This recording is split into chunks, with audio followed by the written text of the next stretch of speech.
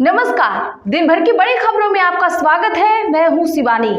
आज की खबरों में बात होगी, मैं गलत तो जेल भेजो, मोदी इसी चोर प्रचार के आखिरी दिन राहुल की आंधी में एनडीए साफ की और बिना रजिस्ट्रेशन चल रहा पूरा आरएसएस, कांग्रेस के आरोप पर मैदान में उतरे भागवत की। वहीं फडणवीस ने अजीत के घोटालेबाज बेटे की खोल दी फाइल, मची तनातनी की और बिहार चुनाव में बीजेपी शासित राज्यों की फोर्स सबसे ज्यादा, चौंकाने वाला खुलासा की।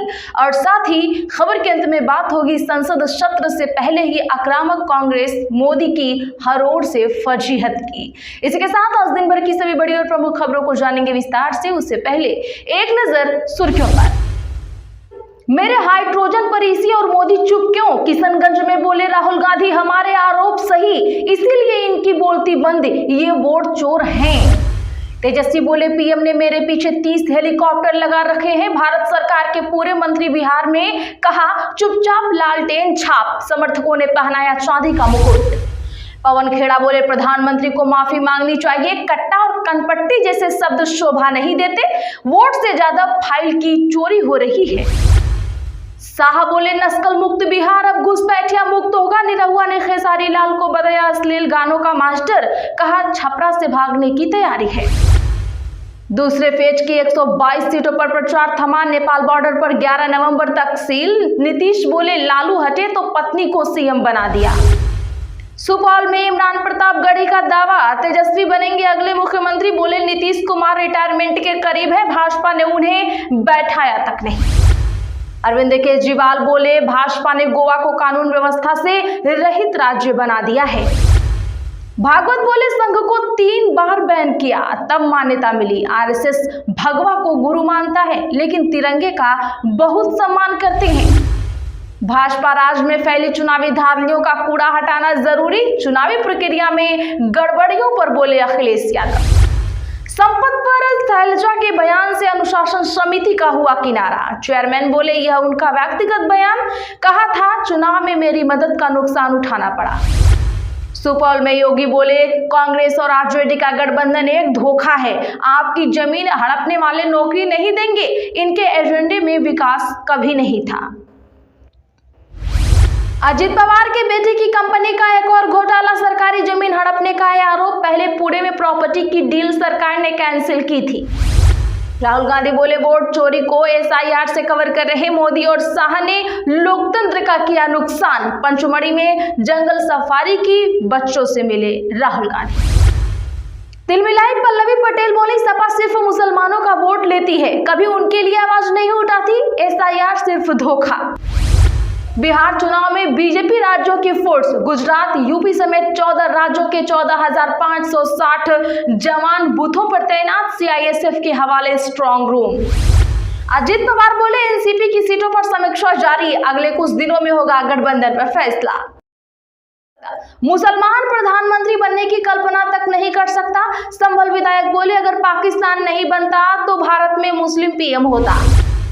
नेहरू को केवल चीन युद्ध, आडवाणी को रथ यात्रा से न आगे। संसद में शशि थरूर का चौंकाने वाला बयान। गुजरात एटीएस ने आईएसआईएस के 3 आतंकी पकड़े। देश में कई जगह हमले करने की प्लानिंग कर रहे थे ये लोग, हथियार जमा करने पहुंचे थे गुजरात।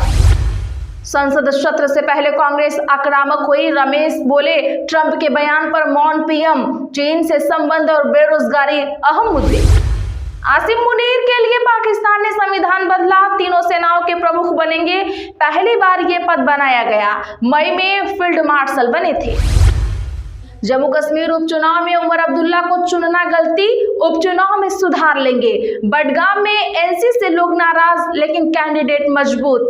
नगरोटा में बीजेपी आगे। चलिए जानते हैं अब बड़ी और प्रमुख खबरों को विस्तार से। उससे पहले वीडियो को लाइक करें, साथ ही आपसे रिक्वेस्ट, खबरों को आखिर तक जरूर देखें। मेरे हाइड्रोजन पर ईसी और मोदी चुप क्यों? किशनगंज में बोले राहुल गांधी, हमारे आरोप सही, इसीलिए इनकी बोलती बंद। बता दें कि आज राहुल गांधी ने किशनगंज में महागठबंधन के कैंडिडेट्स के समर्थन में सभा की। इस दौरान उन्होंने उन्होंने मोदी और चुनाव आयोग पर जमकर निशाना साधा। राहुल गांधी ने कहा, ये लोग हरियाणा, महाराष्ट्र और मध्य प्रदेश में वोट चोरी करके सरकार बना चुके हैं, बिहार में भी ये यही करने वाले हैं। उन्होंने पूछा, आपने हरियाणा वाला हाइड्रोजन देखा या नहीं? मैंने इन लोगों की बोलती बंद कर दी है। मैंने आरोप लगाया है कि मोदी और चीफ इलेक्शन कमिश्नर वोट चोरी कर रहे हैं।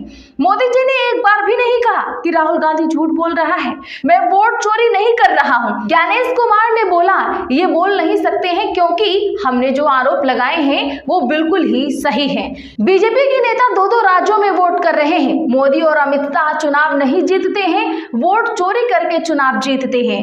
इन्होंने वोट चोरी की है, हमने इस चोरी को पकड़ा है। चुनाव आयोग भी इसका साथ दे रहा है। मोदी साहब हमसे डरते हैं, अलर्ट रहिए, बिहार में ये नहीं होने देंगे। राहुल गांधी ने लोगों से पूछा, आपका मूड कैसा है? हिंदुस्तान में दो विचारधाराओं की लड़ाई है। नरेंद्र मोदी में, उनके खून में, उनकी सोच में नफरत है। वो बांटना चाहते हैं, नफरत फैलाना चाहते हैं। मेरे खून में मोहब्बत है। हम दोनों में यही फर्क है। नफरत से उनको क्या मिलता है? इनसे इनको देश का धन मिलता है, जनता का ध्यान भटकाते हैं, जनता को डराते हैं। जब जनता डरती है तो सही सवाल नहीं पूछती है। बिहार की राजनीति में 3-4 सवाल हैं। पहला, देश के युवा को रोजगार क्यों नहीं मिल रहा है? दूसरा, बिना शिक्षा कॉलेज के कैसे चलेगा? तीसरा, बिहार में यूनिवर्सिटी बेची जा रही है या बंद हो रही है? बिहार का युवा दूसरे प्रदेशों में मजदूरी कर रहा है। इंस्टा रील और फेसबुक आपका ध्यान भटकाने का तरीका है। ये सारे के सारे 21वीं सदी का नशा है। प्रधानमंत्री आपको रोजगार नहीं दे रहे हैं, ये आपको मुद्दों से भटका रहे हैं। अजीत पवार के बेटे की कंपनी का एक और बड़ा घोटाला, सरकारी जमीन हड़पने का आरोप। बता दें कि महाराष्ट्र के उप मुख्यमंत्री अजीत पवार के बेटे पार्थ पवार की कंपनी अमेठिया होल्डिंग्स का एक और जमीन घोटाला सामने आया है। नया मामला बोबोटी इलाके का है। यहाँ कृषि विभाग की जमीन होने के बावजूद तहसीलदार के साथ मिलकर जमीन हड़पने और फर्जी दस्तावेज बनाने के आरोप लगे हैं। इस मामले में अमेठिया कंपनी के डायरेक्टर दिग्विजय अमर सिंह पाटिल समेत 9 लोगों के खिलाफ केस दर्ज किया गया है। वहीं इससे पहले 6 नवंबर को पार्थ पवार की कंपनी पर पुणे के मुंडवा में करोड़ों की जमीन हड़पने का आरोप लगा था। मामले में एक अधिकारी को सस्पेंड भी कर दिया गया है। सरकार ने जांच के लिए हाई लेवल कमेटी भी बनाई है। अब इस मामले में कई लोगों पर केस भी दर्ज किया गया है। जांच के दौरान अगर किसी और की भूमिका सामने आती है तो उसके खिलाफ भी सख्त कार्रवाई की जाएगी। ये बात सीएम फडणवीस ने कही है। वहीं एनसीपी प्रमुख शरद पवार ने कहा, यह मामला काफी गंभीर है। सीएम ने भी इसे गंभीर मामला बताया है। इसकी जांच होनी चाहिए और उसके फैक्ट जनता के सामने खुलकर आने चाहिए। पवन खेड़ा का बड़ा बयान, कहा प्रधानमंत्री को माफी मांगनी चाहिए। कट्टा कनपट्टी जैसे शब्द उनको शोभा नहीं देते। दरअसल कांग्रेस ने दावा किया है कि दूसरे चरण की चुनाव से पहले कई मंत्रियों ने अपनी पैकिंग शुरू कर दी है। कांग्रेस के मीडिया विभाग के चेयरमैन पवन खेड़ा ने कहा कि कई मंत्रियों ने घर खाली करने के लिए पैकिंग शुरू कर दी है। सुनने में आ रहा है कि फाइल भी गायब की जा रही है। इसीलिए अगर आजकल में किसी सरकारी भवन में आग लग जाए तो समझ लीजिएगा कि सब कुछ चुराया जा रहा है। भ्रष्टाचार के सबूत मिटाए जा रहे हैं। यहाँ वोट चोरी से ज्यादा फाइल चोरी हो गई है, मगर बिहार वोट चोरी नहीं होने देगा। वीवीपैट की पर्चा कूड़ेदान में मिल रही है, लेकिन चुनाव आयोग कोई जवाब नहीं दे रहा है। वहीं दूसरी ओर उन्होंने प्रधानमंत्री मोदी पर भी तंज कसते हुए कहा कि पीएम मोदी जैसी मानसिकता ना इससे पहले कभी देश के प्रधानमंत्री की थी और ना ही कभी होगी। क्या किसी प्रधानमंत्री को कट्टा कनपट्टी जैसे शब्द शोभा देता है? वह बिहार आकर बदनाम करते हैं कि यहाँ कट्टों का फैशन है। प्रधानमंत्री को माफी मांगनी चाहिए। भागवत बोले संघ को 3 बार किया बैन, तब मान्यता मिली। आरएसएस भगवा को गुरु मानता है। राष्ट्रीय स्वयंसेवक संघ प्रमुख मोहन भागवत ने आज कहा कि हमारे संगठन को व्यक्तियों के एक निकाय के रूप में मान्यता दी जाती है। संघ की 1925 में स्थापना हुई थी। क्या आपको लगता है कि ब्रिटिश सरकार इसका रजिस्ट्रेशन करती? असल में कांग्रेस आरोप लगाती है कि आरएसएस बिना रजिस्ट्रेशन के ही चलने वाला संगठन है। भागवत ने कहा कि स्वतंत्रता के बाद भारत सरकार ने रजिस्ट्रेशन कराना अनिवार्य नहीं किया। हम लोगों के समूह की श्रेणी में आते हैं और हम एक जाना माना संगठन है। इनकम टैक्स विभाग और अदालतें आरएसएस को लोगों का समूह मानती हैं। हमारे संगठन को इनकम टैक्स से छूट दी गई थी। भागवत ने कहा कि संगठन को 3 बार बैन किया गया, इसके बाद हमारे संगठन को मान्यता दे दी। अगर हम नहीं थे तो किस पर प्रतिबंध लगाया? ऐसी कई चीजें हैं जो रजिस्टर्ड नहीं है। हिंदू धर्म भी रजिस्टर्ड नहीं है।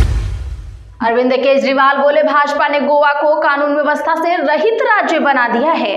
बता दें कि आज दिल्ली के पूर्व मुख्यमंत्री और आप नेता अरविंद केजरीवाल ने भारतीय जनता पार्टी पर गोवा की खराब कानून व्यवस्था को लेकर निशाना साधा।